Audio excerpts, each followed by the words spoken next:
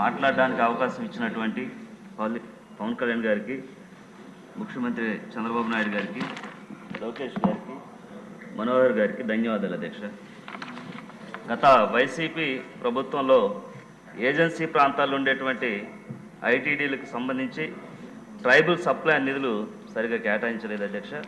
మొన్న బడ్జెట్లో పోలవరంకి నిధులు కేటాయించినందుకు ప్రభుత్వానికి ధన్యవాదాలు అధ్యక్ష.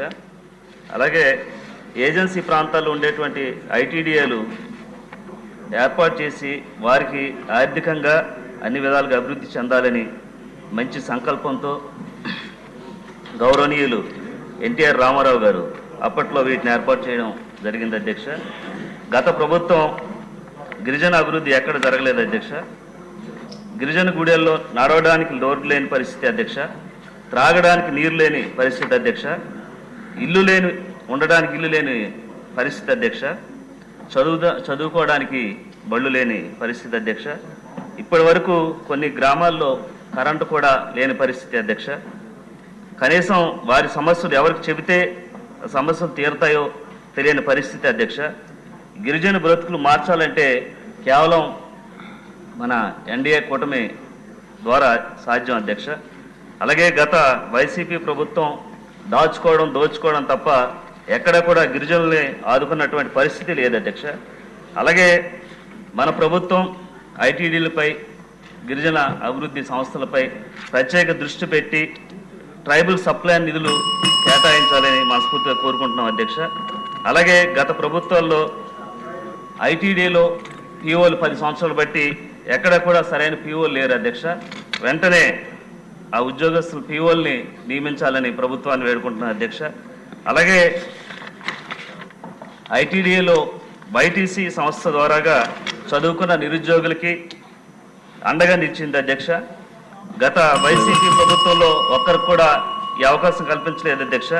దీనికి సంబంధించి వైటీసీకి సంబంధించి అనేక చదువుకున్నటువంటి నిరుద్యోగులకి డ్రైవింగ్ స్కూల్స్ ద్వారా, machinery schools, DSC coaching, electronics repairs schools ఇవన్నీ పెట్టి నిరుద్యోగులకు ఉచితంగా ట్రైనింగ్ ఇచ్చి వారికి ఆర్థికంగా ఐటీడీల ద్వారాగా ఉపాధి కల్పించేవారు అధ్యక్ష. జయసూర్య గారు, ఎమ్మెల్యే గారు. అలాగే దీనిపై ప్రత్యేకమైన నిధులు కేటాయించాలని ప్రభుత్వాన్ని వేడుకుంటున్నాం అధ్యక్ష. అలాగే షెడ్యూల్ ప్రాంతంలో ఉన్నటువంటి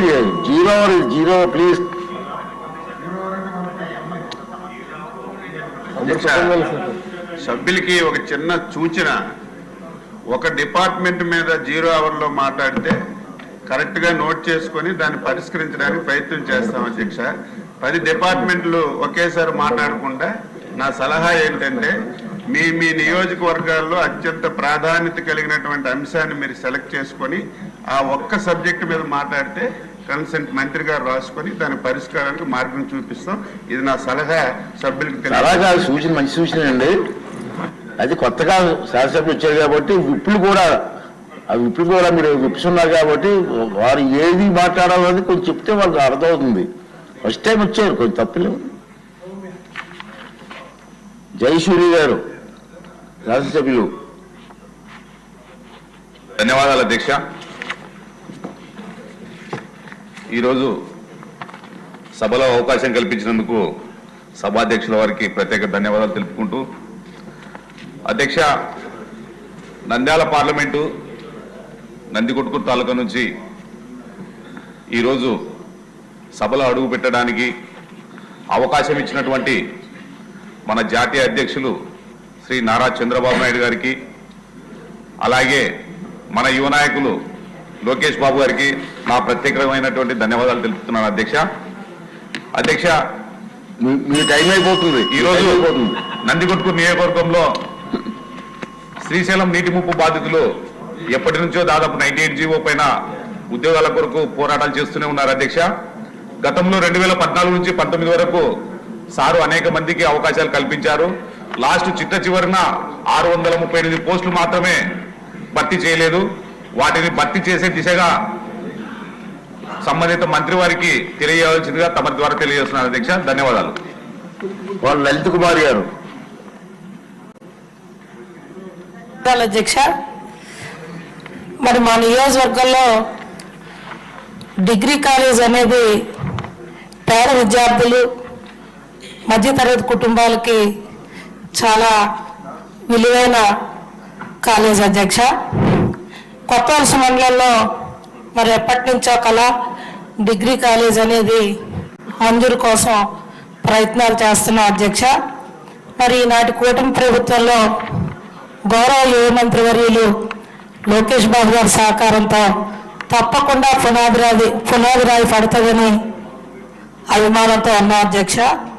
మరి ఏదైతే రెస్కోట్ నియోజకవర్గం కొత్తవలస మండలాన్ని ఆనుకొని మాడుగుల నియోజకవర్గ విద్యార్థులు కూడా ఆ మండలం సుమారు 6 మండలాల విద్యార్థులంతా చదువుకోవడానికి మరి కొత్తవలసలో లేని కారణంగా విశాఖపట్నానికి తరలి వెళ్తున్నారు అధ్యక్ష. మరి తమ ద్వారా గౌరవ మంత్రివర్యుల్ని మరి కొత్తవలసలో